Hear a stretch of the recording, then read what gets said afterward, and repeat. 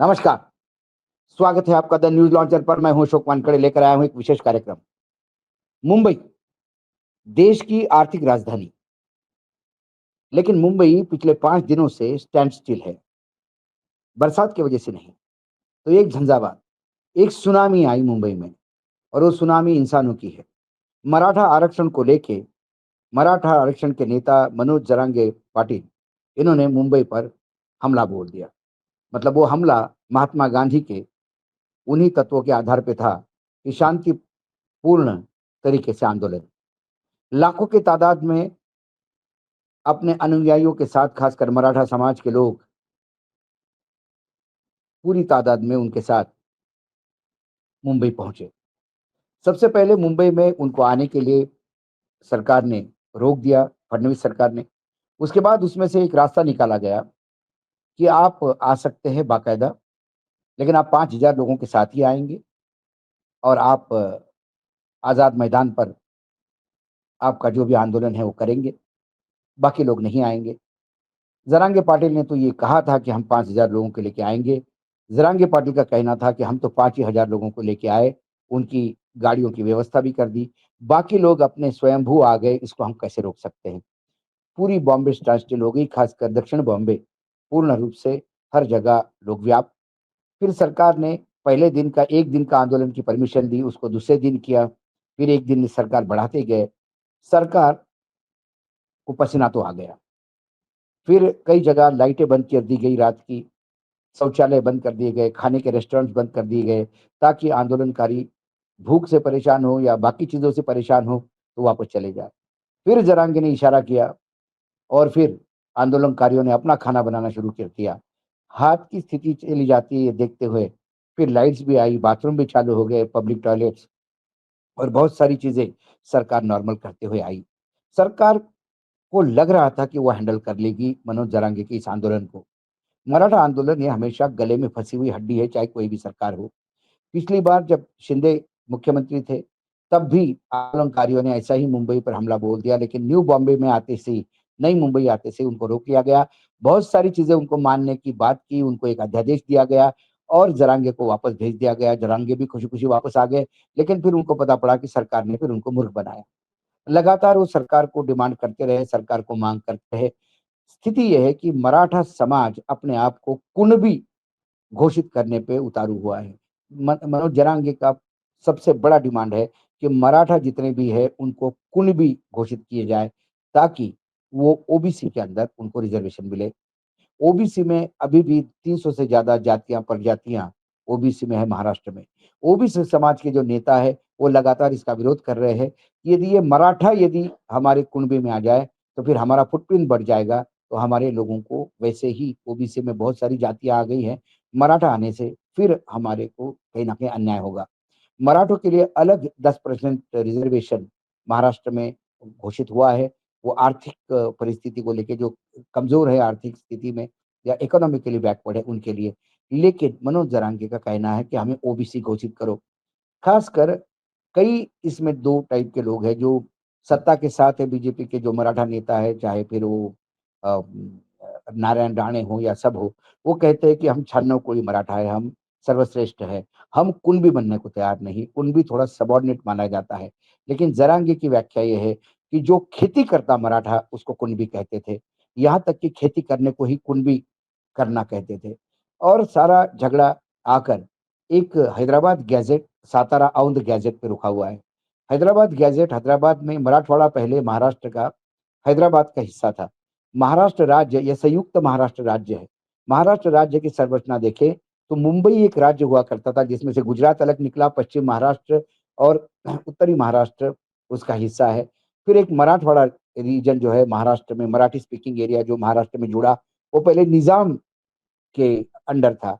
और सीपी बेरार करके बड़ी एक राज्य था जिसकी नागपुर राजधानी थी, जिसमें से मध्य प्रदेश अलग निकल गया, फिर मध्य प्रदेश से छत्तीसगढ़ अलग निकल गया और जो विदर्भ वाला पोर्शन है, वो महाराष्ट्र में जुड़ के एक संयुक्त महाराष्ट्र, तो महाराष्ट्र, विदर्भ, खानदेश, मराठवाड़ा और पश्चिम महाराष्ट्र यानी मुंबई प्रांत, ये एरिया हो जाता है। इसमें जो पुराना 2000 ए 1901 में एक जनगणना हुई थी और 1909 में वो जनगणना के सारे नतीजे प्रसारित हुए। ये हैदराबाद गैजेट में, हैदराबाद निज़ामशाही में हुए थे। उसमें मराठवाड़ा के जितने मराठे हैं, उनको कहीं न कहीं कुणबी बोला जाता है, कुणबी घोषित किया है। इसलिए वो कहते हैं कि उस गैजेट के अनुसार हमें कुणबी घोषित किया जाए। वहीं सातारा और औंध के भी गैजेट में यही मराठों की, जो पश्चिम महाराष्ट्र और पुणे के आस-पास के इलाके कवर करता है, वो भी उनको कुणबी घोषित करना चाहता है। कुल मिलाकर जब जरांगी का आंदोलन शुरू हुआ, तो उसके बाद जब पूरी दक्षिण मुंबई जाम हो गई, तो लोग कोर्ट चले गए। न्यायपालिका भी कहीं न कहीं इस आंदोलन की आग में सुलझ रही थी। न्यायपालिका में जो मुख्य न्यायाधीश है चंद्रशेखर जी, उनके साथ आरती साठे, जो नई जज बनी हैं अभी, उनके बेंच ने आदेश दिया कि 3 बजे, आज 2 तारीख को 3 बजे तक आज़ाद मैदान खाली हो जाना चाहिए। उन्होंने जरांगे पाटिल को भी नोटिस दिया कि आपने जितनी भी शर्तें थी वो सब तोड़ दी, आपने, आपका ये आंदोलन गैर कानूनी है। साथ ही महाराष्ट्र गवर्नमेंट को भी बुरी तरह से स्ट्रिक्चर पास किए। ये आपका व्यवस्था थी, कानून व्यवस्था, आपने ये होने कैसा दिया? कुल मिलाकर जब आज 3 बजे का समय था, उसके बाद भी जिरह चलती रही कोर्ट में। 3 बजे बाद उन्होंने कहा कि हम पहले देखेंगे कि आप खाली करो, उसके बाद बात करेंगे। अ, वकील नारायण, जो जरांगे की जी के वकील थे, मनोज जरांगे के, वो भी वहाँ कोर्ट में पहुँचे। जिरह चलती रही। अब कोर्ट ने ये सुनवाई 3 तारीख तक, यानी कल तक की। इसी के बीच में कुछ आंदोलनकारियों ने रास्ते खाली किए। उन्होंने जो उनको मार्क्ड एरिया था गाड़ी पार्किंग का, वहाँ गाड़ियाँ पार्क की। जो ज़्यादा गाड़ियाँ थी वो न्यू बॉम्बे की तरफ चली गई। कुछ लोग भी न्यू बॉम्बे की तरफ चले गए। लेकिन ज़रांगे ने एक घोषणा की, चाहे गोलियाँ चलवाए, चाहे मुझे जेल डाले, मैं मेरा आंदोलन आज़ाद मैदान से नहीं हटाऊँगा। कोर्ट अपने पे अड़ा हुआ है कि 3 बजे के पहले हम इसको खत्म करेंगे। जरांगे, मनोज जरांगे कह रहा है कि जब तक मेरी पूरी मांगें पूरी नहीं होती, मैं किसी भी हालत में, चाहे गोलियाँ चलवाओ, हम मरने को तैयार हैं। उन्होंने घोषणा कर दी कि यदि मैं मर गया, तो भी मेरे पीछे आंदोलन शांतिपूर्ण तरीके से चलाना चाहिए। उन्होंने कहा कि हम न्यायालय की इज़्ज़त करते हैं, न्यायालय के निर्णय को मान भी लेते हैं, क्योंकि अल्टीमेटली गरीबों का यदि कहीं विश्वास है तो न्यायपालिका में है। हमें भी विश्वास है कि न्यायपालिका हमारे साथ अच्छी करेगी। लेकिन सरकार की तरफ से एक कमिटी बनाई गई, जिसके वीके पाटिल जिसके अध्यक्ष बने, और बहुत सारे बीजेपी के जो मराठा नेता है, चंद्रकांत पाटिल से लेके आशीष शेलार तक, सब उसके मेंबर है। उदय सामंत, वो भी एक मेंबर है जो एकनाथ शिंदे की सेना के हैं। इन सब ने मिलके आज फिर 3 बजे जब ये तय हुआ कि कल तक के लिए हियरिंग, हम फिर कल इसकी हियरिंग करेंगे, और 1 दिन का समय मिला। इसी बीच में जो खबर आई है कि महाराष्ट्र सरकार ने भी घुटने टेक दिए। महाराष्ट्र सरकार ने एक ड्राफ्ट भेजा, अध्यादेश जो आने वाला है। उस ड्राफ्ट के जो मायने हैं, उसमें ये है, सबसे पहले कि हैदराबाद गैज़ेट को तुरंत लागू करेंगे, जो उनकी पहली डिमांड थी। सातारा औंध गैज़ेट के लिए 15 दिन का समय माँगा है गारंटी के साथ। ज़रांगे पाटिल ने कहा कि मैं 1 महीना समय देने को तैयार हूँ, लेकिन इसको लागू करने की बात होनी चाहिए। उन्होंने कहा कि इसमें कोई टेक्निकल चीज़ें आ रही हैं, उसको सिर्फ़ समझने के लिए हमको थोड़ा टाइम चाहिए। उसके बाद उनका एक डिमांड थी कि जो हमारे आंदोलन पिछले 2 साल से चल रहा है, उसमें कई आंदोलनकारियों के ऊपर केसेस हुए हैं, वो केसेस वापस लेने चाहिए। सरकार ने कहा कुछ लोगों के केसेस वापस लिए हैं, कुछ लोगों के केस कोर्ट में है, इसलिए वो सरकार के हाथ में नहीं, लेकिन सरकार एप्लीकेशन लगा रही है कोर्ट में कि सरकार खुद ये केसेस वापस लेना चाहती है। उसके बाद उन्होंने कहा कि जो लोग शहीद हुए इस आंदोलन में, उनको कंपेंसेशन मिलना चाहिए और उनको जॉब मिलने चाहिए। सरकार ने कहा कि 15 करोड़ रुपए हमने अभी तक कंपेंसेशन दिया, जो लोग बचे हैं उनको तुरंत कंपेंसेशन देने की बात करेंगे, और महाराष्ट्र के ट्रांसपोर्ट में हम उनके घर से, जिनके घर जो लोग जो शहीद हुए, उनके घर से एक-एक को नौकरी देने का प्रयास करेंगे। जरांगे पाटिल ने कहा कि सिर्फ ड्राइवर और कंडक्टर मत बनाइए, कुछ के लड़के बहुत अच्छे खासे पढ़े लिखे हैं, उन्हें एमआईडीसी या बाकी मंत्रालय में भी एडजस्ट करने का प्रयास कीजिए। कुल मिला के लगता है कि महाराष्ट्र सरकार ने ये मान लिया। काश ये पहले ही मान लेते तो आज इतना तमाशा नहीं होता, 5 दिन तक मुंबई स्टैंड स्टिल नहीं होती। कहीं न कहीं जो दबी जुबान से या जो हमारे सोर्सेज़ हैं उनसे बात होने के बाद लगता है कि महाराष्ट्र गवर्नमेंट अपने ही चक्रव्यूह में फँस गई। जब जरांगे पाटिल के आंदोलन को ये वही बाहर रोक कर या दमन कर कर, मराठा समाज बहुत बड़े तादाद में है महाराष्ट्र में, उनसे नाराज़गी नहीं झेलना चाहते थे फडणवीस सरकार। तो फडणवीस सरकार ने उन्होंने 1-1 दिन की परमिशन देके 5 दिन तक की परमिशन तो दे दी। लेकिन साथ में ही उन्हें लगा कि यदि ये मामला न्यायपालिका में चला जाता है, तो न्यायपालिका के आदेश से हम कम से कम उस पाप से मुक्त होंगे कि हम ये कहेंगे कि मराठा समाज का आंदोलन हमने होने नहीं दिया, वो कहेंगे कि देखिए न्यायपालिका का आदेश है, उसको हमको मानना पड़ेगा। न्यायपालिका के आड़ में अपने आप को बेल आउट करने का प्रयास कर रहे थे और उन्हें मालूम था कि न्यायपालिका क्या जवाब देगी। हालाँकि ये बोलना नहीं चाहिए लेकिन दबी-ज़ुबान में सब लोग ये कहते हैं कि जो दूसरी न्यायाधीश है मैडम आरती साठे, उनका बेंच पे आते से ही लोगों को पता था कि इसकी परिणति क्या होगी, क्योंकि आरती साठे भारतीय जनता पार्टी की एक समय की प्रवक्ता है। उनके अपॉइंटमेंट पे बहुत भयानक महाराष्ट्र में बार-बार ये हो गया कि न्यायपालिका में जो जो पवित्रता है या न्यायपालिका की जो बैलेंस माना जाता है, जो ट्रांसपेरेंट है, पारदर्शिता है, वो कैसी रह जाएगी, यदि किसी पार्टी के विचारधारा के लोग न्यायाधीश बनेंगे। और आरती साठे वही एक बीजेपी परिवार से आती है, वो बाकायदा वहाँ स्पोक्स पर्सन थी पार्टी की और उसके बाद वो न्यायाधीश बनी। तो रिज़ल्ट यही आना था। न्यायपालिका के हाथ से ही यानी जरांगे को ठीक करने का प्रयास था। लेकिन ये मामला कहीं फँस गया, जरांगे भी अपने यहाँ अटक गया। यदि कल न्यायपालिका अपनी इज़्ज़त या फिर इसको कंटेम्प्ट ऑफ कोर्ट करके तुरंत एक्शन लेने के लिए कहती है और लाखों की तादाद में लोगों पे एक्शन लेने में कुछ अनहोनी हो जाती है, कुछ दंगे भड़कते हैं या कुछ फायरिंग होती है और एक भारी तादाद में जनहानि होती है।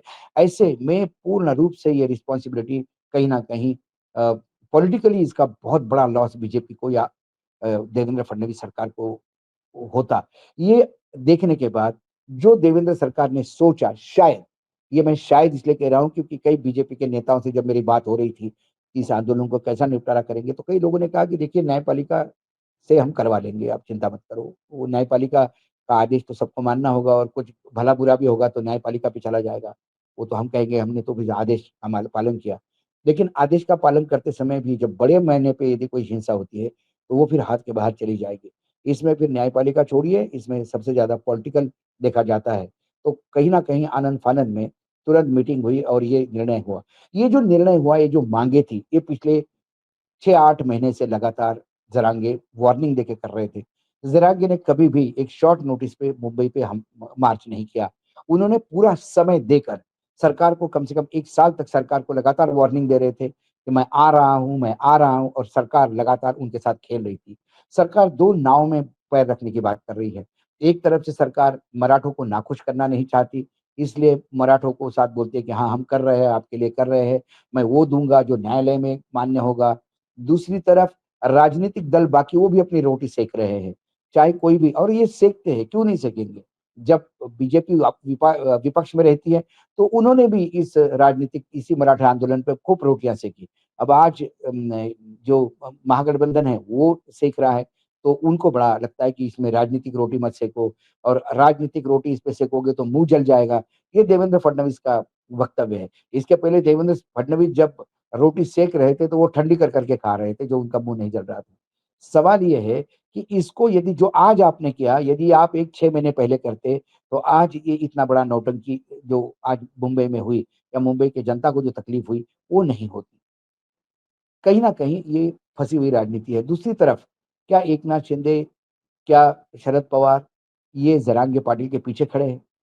ज़रांगे पाटिल क्योंकि हमने व्यक्तिगत तौर से भी ज़रांगे पाटिल को मैं जानता हूँ, मैं मिला हूँ, मैं करीब-करीब पूरा दिन उनके साथ मैं उनके गाँव में, उनके घर में मैंने बिताया। ब बहुत लंबा एक इंटरव्यू भी किया जो मराठी में हुआ था, जो हमने आपके सामने भी पेश किया था।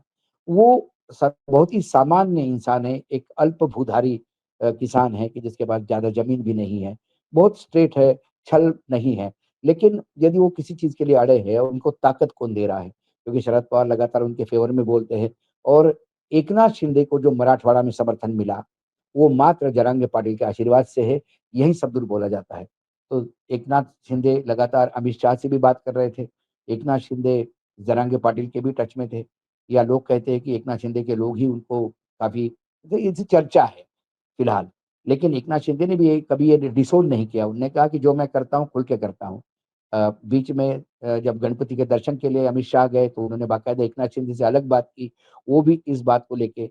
लेकिन कहीं न कहीं इस पूरे एपिसोड में एक बात तो तय हो गई कि न्यायपालिका के खंधे से बंदूक चलाने का प्रयास ज़रूर किया फडणवीस सरकार ने, लेकिन वो बुमरैंग हो गया, यानी उन पे ही पलट गया।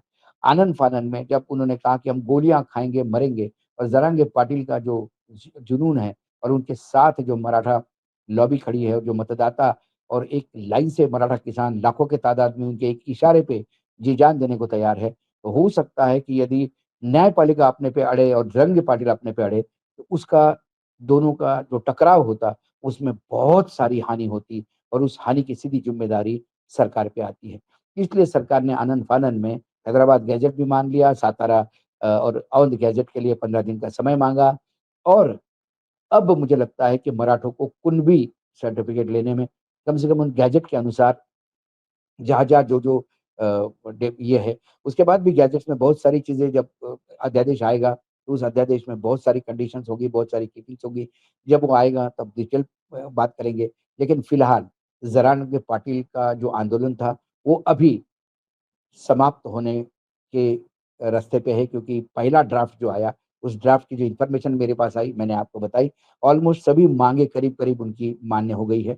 वो उसमें थोड़ा समय लगेगा 1 आध महीने का और ज़राल्ड पाटिल ने भी कहा कि आप 15 दिन नहीं, आप 1 महीना लीजिए, लेकिन ये होना चाहिए। फिर हमें अध्यादेश देके और लॉलीपॉप देके पलटाइए मत, क्योंकि इस बार हम बहुत विश्वास के साथ आए हैं। ज़राल्ड पाटिल यदि वापस चले जाते हैं, तो ये जीत होगी उनकी, मराठा समाज की जीत होगी, जो वाक़ई अपने आप को रिज़र्वेशन मानते हैं। ये जो 56 कोड़ी और 92 कोड़ी जो मराठी की बड़ी-बड़ी बातें करने वाले अ, लोग हैं महाराष्ट्र में, वो है जिनका पेट भरा हुआ है। वो है कि जिनके परिवार के परिवार राजनीति में हैं।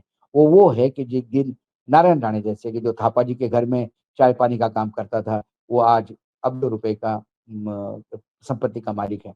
कहाँ से आए पैसे ये? राजनीति में ऐसा क क्या काम कर देते हैं, पैसे आते हैं।